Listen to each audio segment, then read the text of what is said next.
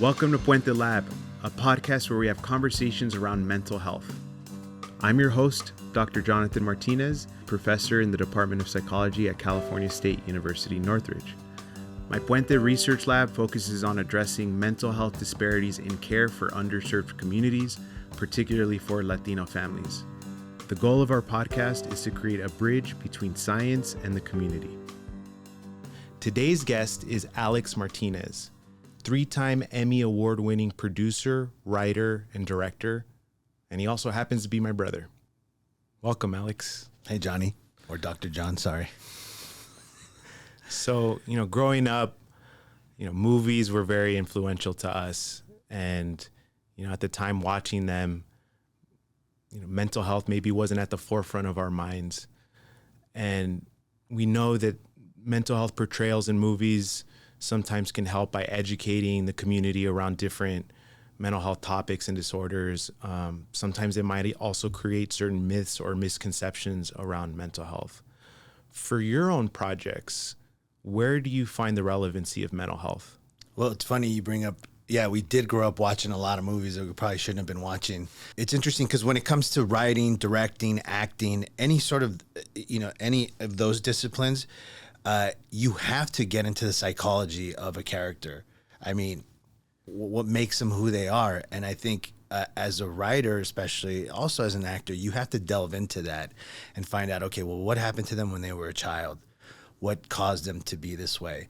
And you sort of have to answer those questions. The psychology of a character is a huge part of creating a world that is, audiences are sophisticated now. Right. They can call BS on things. So you have to have that background, especially as a writer, I think. Yeah, that's interesting because, my route was to go into the social science and in the field of clinical psychology. And your route was the fine arts and, being producer, writer, director, filmmaker. But where the overlap is still on psychology in terms of, the scripts you write and the character breakdowns. And, it's something that I think maybe the general public doesn't necessarily know when you're writing how much psychological background goes into those characters. And you're right, maybe it doesn't make it in, but it's the why the person is, what are the actions that they're doing. And right. That's the part that I find fascinating within film is the mental health portrayals. Right. I'm always calling you and saying like, well, if someone does this and, they're feeling this, how would you characterize them or what would be the diagnosis? I'm always asking you when I'm writing stuff because, like I said, the characters, there's components to a character and the three major ones are, the psychological component, the sociological component, them, in reflection to their environment and their physical, how do they have a deformity or are they tall or are they short? Mm-hmm. But the psychological one is an important one because drama is all about conflict and, how are they going to react to certain pressures or certain obstacles? Well, the only way you're going to know that is by diving into their psychology. Even though a film might take place in a finite sort of portion of their life, their whole back history is very important. Yeah, I mean, I think sometimes it's not hard to figure out some of the movies and that we like, the Scorsese movies and Tarantino movies, and it's like, okay, well, it's antisocial personality disorder, right? They're all like sociopaths, murderers to some degree. Yeah, we for some reason love those movies, that are the extremes. So those extremes, right, of like thinking of mental health, because obviously antisocial personality disorder is a diagnosable disorder and, the field of criminology is going to call it sociopathy. In psychology, we call it antisocial personality disorder. Some people think of antisocial as like, oh, you just don't want to talk to people. It's like, no, these are the people that exploit people. These are sometimes the mass murderers, the sociopaths. When that's being depicted in film, that, like you said, is creating kind of the extreme lens of it. What is the responsibility of film of portraying those severe things, but also maybe also portraying other types of mental health disorders that maybe aren't that extreme, that people can connect to that they might be suffering from, because people aren't murderers, or at least, most people aren't. It's like, we're not going to gravitate towards those, or concepts are going to necessarily resonate with them.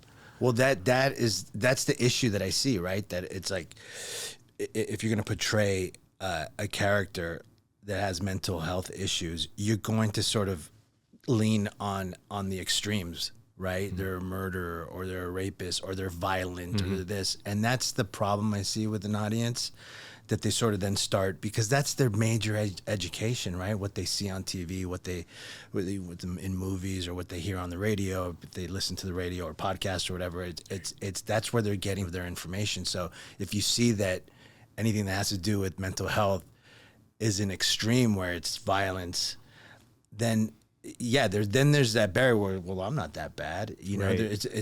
It's not painting all the different shades that mental health sort of encompasses, right? It's like one or the other. It's the extreme. Yeah, because you would think or imagine that people that are murderers, there's probably some underlying mental health diagnosis going on. But the vast majority of people that suffer from mental health disorders are not violent, right? And that could perhaps create some misconceptions around what mental health is. Or, oh no, I haven't killed anyone, or I'm not violent. I don't have anything that's going on. Right. And I don't need to see a therapist because of that. Yeah. Or, in movies, sometimes they portray therapy as sort of like it's a black and white thing, that there's an easy fix to whatever the character's problem is. Right. Go get your head checked out. And and now you're fixed or cured. Right. I think of some of those movies of like therapy and treatment, and like how it's portrayed. And on the one hand, it could be beneficial for people out in the community, of like, they see a strong character like Tony Soprano, and it's like, oh, well, he's getting help for the internal issues that he's battling with. Right. We identify with the stars, right? And if they're, I think of a movie like Who's Afraid of Virginia Woolf, which is one of the first, to sort of tackle in a sophisticated way, alcoholism, and you're seeing Elizabeth Taylor, and you're seeing those stars, and it does help to shine a light on certain problems, whether they're drug problems or depression, anxiety, that sort of thing. And when you see someone that you admire going through that in a movie, that's where it helps a little bit, Right. It's like you can connect, or the themes resonate of like, I'm not the only one. Yeah, I'm not the only one feeling this. With my own work, I did a web series called Spanky. It was a 12-part web series, and it was about a guy struggling with alcoholism and struggling with his grip on reality. And I use my own experiences to inform me on the writing of it, and also the main actor, Spencer, his experiences with alcohol or with anxiety or with depression. Mm-hmm. And in that web series, we sort of used a voice that he was always talking to. Right. Whether or not that was accurate on how people experience. I mean, I've talked to myself in the mirror and stuff like that before, but not to a point where I hear voices. But there was, we had to find a way to show the drama. And that's the thing with movies, is that most of the time it's probably not going to be entirely accurate, because you're trying to show. Yeah. Right. Rather than, internalize, because a lot of these mental issues can be an internal sort of, self-talk that you're not actually able to observe, but in a film medium, you have to actually visually see that. Right. Right. Right. So like with Spanky too, like, thinking of someone that's struggling with their sobriety, mm-hmm. and whether it's underlying anxiety or whatever contributing to that, there was a decision that had to be made of like, well, how do we portray that? And it sounds like, well, we need to depict this by, Spanky, hearing an external voice talking to him. By doing that, was there a thought that maybe people might think, oh, Spanky has schizophrenia and he's hearing voices and he's psychotic? Right. Or do you just see it as, well, that was the medium in which we're telling the story of like an everyday person that many of us know that struggles with anxiety, mm-hmm. and sobriety? It's interesting because, you do sort of get into those conversations with yourself, like, you idiot, why would you do that? Something like that. And so then we played it up because it's kind of, you try to put yourself in the audience's place, and you're like, what are they going to see this guy just crying by himself in a room, like never saying anything, holding himself, or depressed under the covers. Right. So you try to elevate the drama. And that's where you sort of, that's the double-edged sword. That's where you sort of get in trouble, because then you're not depicting things that are specific. And plus, at the end of the day, it's like people go through different experiences anyway.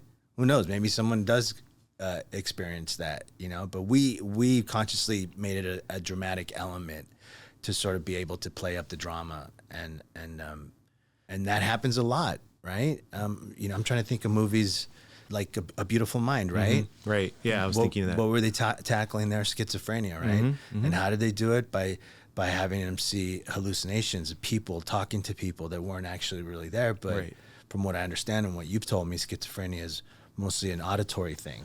Well, yeah. So there's hallucinations, which include, auditory and visual, and 90% of hallucinations for people that suffer from schizophrenia are going to be more in the auditory realm.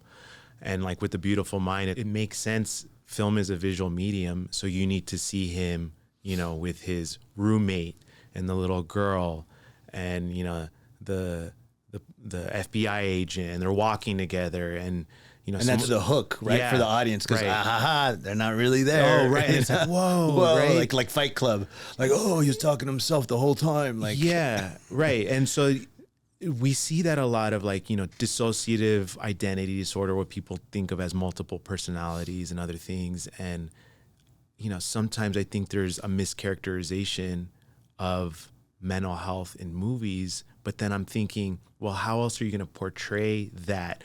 Are you just, because you were talking about self-talk, like we all have that internal self-talk. And there's some interesting research that talks about people with schizophrenia that perhaps their own internal voice that has that, things that sometimes you're not good enough, or no one loves you, or no one cares about you, or you're never going to achieve anything. We know it's our own voice, whereas someone with schizophrenia might mischaracterize that as some external person talking to them.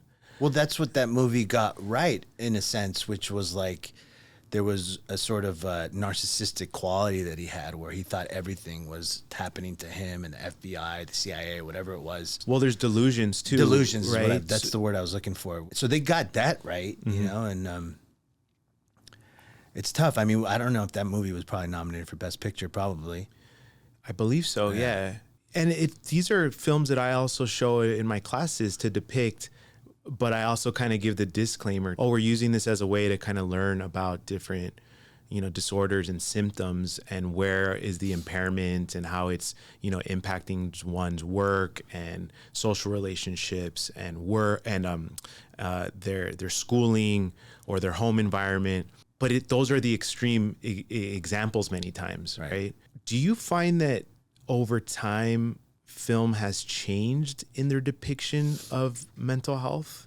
Yeah, I mean, if you think of the history of film, if you think about the Hays Code, which was a code that was sort of a self-censorship that Hollywood put upon itself after the Roaring 20s and all these scandals, and pre-code movies, they tackled things like divorce, or they were very sexual in nature.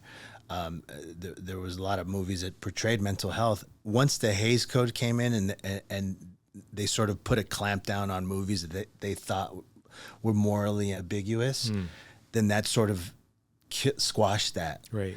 Until after World War II, then you had a lot of these social commentary type movies where they did tackle alcoholism and anxiety and depression, but they were more like lessons. Right. In the 50s, those elements were still in the movies, but not as lessons. They almost left it up to the audience to decide, is that good or bad? Like they trusted the audience more. Right. And then when the Hays Code was completely lifted in the 60s, then they were tackling everything, when it came to mental health, good or bad, right? I think of One Flew Over the Cuckoo's Nest as an example. I think that might have been in the 70s. 75. Yeah, something like that. Finally getting into a film that I know. Because you're always... I think of myself as a film buff, but I'm really not, because you start talking about stuff from the 20s and 30s and 40s. I'm like, Yeah. I have no idea. But that's a film that, you know, when you think about mental health and portrayal, like, you know, won all these Academy, won all the big categories, and was about a mental health institution. You start, it wasn't about one character's struggle. It was like you start seeing all these other characters with mental health issues. But it is also in this inpatient kind of restrictive setting, which isn't typically where people get help from. Like most get help from like an outpatient setting in a voluntary basis. Interesting. Yeah, because he was forced to go there. And also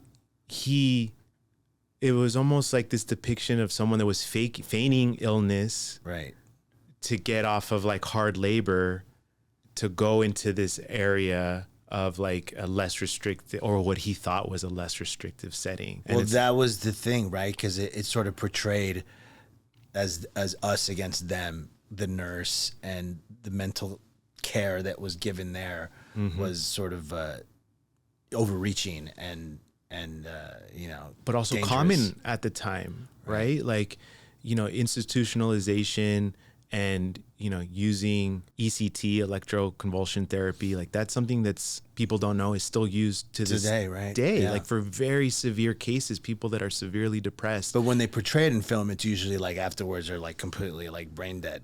Right. Right. And Yeah. so there's that perception of, okay, well, anything that has to do with that, I don't we're not going to go there. Yeah. And if I remember in the movie, it seemed like, I think one time he went for an ECT set and he came back and maybe he's fine. And then all of a sudden And he's fine, right? Yeah. And then I think towards the end, it was like, I don't know if it was ECT or he had a lobotomy or something severe happened to him where it's like, Right, oh, where he he's was no done. longer Yeah. him anymore. And then right? I think Chief kills him and Right. escapes himself. Exactly. But you were saying this kind of us versus them, right? And I think that still applies now. Like there's this mistrust of the medical community, and also because of big pharma and medications. And when movies can, you know, depict that, I think that's important, but it also can maybe send a message that when medications are prescribed, it's somehow it's for money-making purposes and it's not for benefits. Right. There's a huge distrust. You said there's a blanket distrust. Yeah. I see that. But we also know that, yeah, sometimes there is this easy fix or solution of like, let me go get medications and that somehow that's supposed to cure me, without also realizing of putting in the work. And like sometimes the running commentary is, well, there is this medication that helps and you only have to take it once a week, but it takes an hour to swallow. And it's like talk therapy, right? Mm-hmm.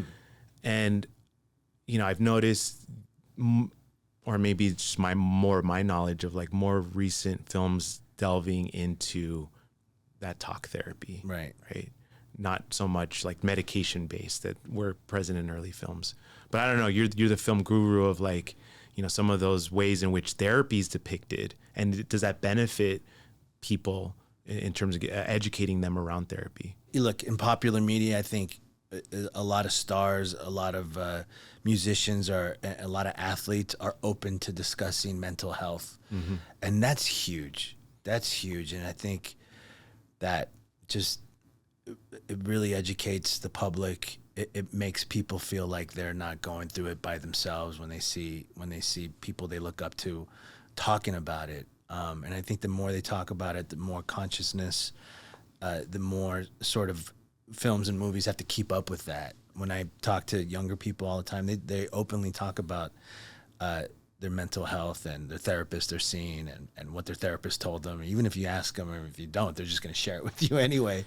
Right. Like the generational differences of there being a more open discussion around mental health. Right. That, you know, even for like our generation, or maybe you're an older generation. No, I mean, we wouldn't talk about it. I mean, that's, you know, and I think that's part of the reason film, thankfully, that I have an outlet, because you know me, I'm not one to sit down and talk about, you know, my own issues and why I did this or why did you do this, Alex? I don't know. Like, right. And the way I do explore it is by writing. Oh, it's interesting because like you hear about these kind of evidence-based practices for, you know, dealing with, you know, mental health issues, and a lot of it's journaling and writing. it seems like, you know, an area of self-care, which we all think of like self-care activities. Like that's just different for people. Some people like going on a hike. Some people like going to a social engagement. Some people like shooting around basketball. Some people like doing mindfulness. It sounds like for you, your art to a degree is your own self-care, whatever internally you're thinking about getting it down on paper and putting it out. Someone might call that journaling, and like that's what people do to feel better. Do you find that you feel better whenever you're writing this content? Yeah, because you put a mirror up to yourself and you have to put your mind into the mind of the character that you're writing. And you're like, okay, well, what's making him react the way he reacts? Well, it's because of this, and this. And I use a lot of myself in my characters, you know, Right. like just, for example, the Victor Luna project that we shot. Yeah. That was about a kid navigating mental health and mental health services on his own and sort of struggling with that. Yeah. And I used a lot of my own problems growing up and transposed them into this character. And yeah, that totally helps. Yeah. Because yeah, it is kind of like journaling, because you start thinking, and then you start thinking, and then same with like, if you go into like, if you take an acting class, part of acting class is, you know, a lot of people say it's like therapy, because you do have to know who you are. Who are you? How do you react to things? What are your triggers? All those things you have to explore in an acting class, because you can't fake it. Right. It can't be bullshit. So you have to figure out what turns you on, what turns you off, so to speak. And then once you start doing character work, then once you know who you are, then you can start exploring other characters and stuff like that. So acting is sort of a self therapy, and you know, writing is too. It's an outlet, right? You know, for some people, the outlet needs to be formal therapy. For some people, the outlet is getting some type of complementary care that fits well with your own kind of values and beliefs and what's comfortable for you. And, you know, that outlet, you know, you're speaking of Victor Luna. But you want to tell people what the Victor Luna was? So Victor Luna, you know, we felt it was important to depict a Latino family navigating through mental health and kind of what their struggles were. And we wanted to be honest of like, well, what are common myths and misconceptions that you hear about people that struggle with mental? Oh, they're just lazy or they're not motivated. So we made a short film that sort of like told his story, something that you could show maybe providers or students and Exactly. So like I would have, you know, community-based providers tell me, okay, all this written content and resources and material that you send is cool and all, but like, have you thought of like video content, right? Where people can connect with it. And that was fun. And the acting was great too. We had some good actors in that. But you know, the experience of that was like, okay, how do we dramatize this? How do we play it? You know, and then you start putting music in, and you start doing this, and you sort of start manipulating the audience a little bit. Like, so sometimes when I watch it now, I'm like, okay, we were being a little bit too manipulative there, and I think that's sort of the double-edged sword, and that's sort of the pitfalls of you know, it could be of filmmaking, that you sort of start telling the audience how to feel. You would say that in our writers group of like the director's hand, and it's like, have respect for the audience that they could figure certain things out.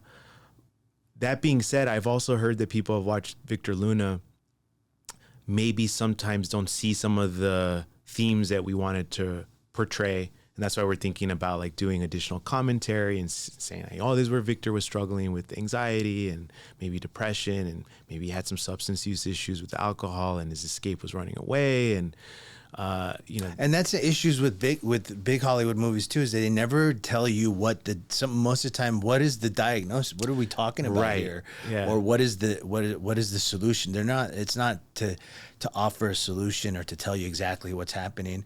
They're trying to find the drama in the most extreme possible way. Anytime I'm watching any film, it doesn't have to be like a film that's specifically about mental health, like One Flew Over the Cuckoo's Nest or in Girl Interrupted, for example, there's a part where they provide the diagnosis, or they don't tell her that she's suffering from borderline personality disorder. To tell the audience. Yeah. So the audience knows. But anytime I'm watching any film, I'm thinking of like, oh, what is this person kind of struggling with potentially? And in Good Will Hunting, what was his issue? Trauma, abuse. Did they say that at one point? Yeah. Remember, Robin Williams was like, it's not your fault. It's not your fault. Is that scene? And I think right before that scene, Robin Williams had finally received like his folder where it showed pictures of him being, beat up and bruised by his father. And I don't remember that part. Yeah. So that was like the culmination of like, oh, wow. Like, he had been suffering from abuse and trauma from a very early age. And that's why he wants to push everyone away. Right. And Robin Williams just saying like, it's not your fault. That was triggering for him of like, just stop it. Like, not you now telling me, like talking like a therapist to me. Like, we had this relationship where we were just kind of buddies. Right. But he was able to kind of like forgive himself of like, it wasn't his fault. Yeah, that was a powerful scene. And I don't, any movies, to me, the mental health themes always come to the forefront. It must. It's unavoidable when you're creating characters, and there's drama and there's conflict.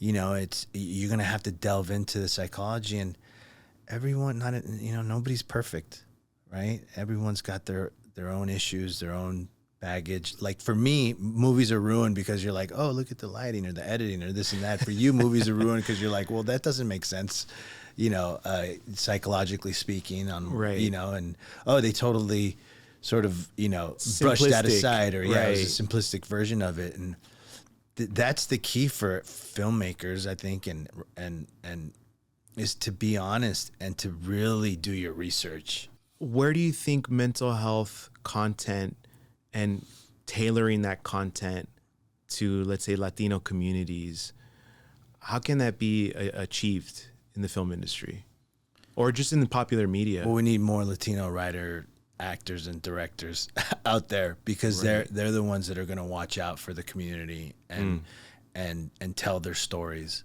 I think that's an important representation is a huge part of it, to be able to look up there and see like, oh, okay, I can identify with that person. Thinking about like, one key message based off I know we talked and touched on a lot of different topics today. What is one key message you want listeners to take away from this podcast? Do your research. Right. Do your research. And I think that's the big takeaway. Don't just sort of like paint broad strokes and sort of, stereotype. Have real people up on the screen. Thanks, Al. Appreciate the conversation. Cool. For more content and resources, you can find us at our website, puentelab.com. Thanks again, and take care.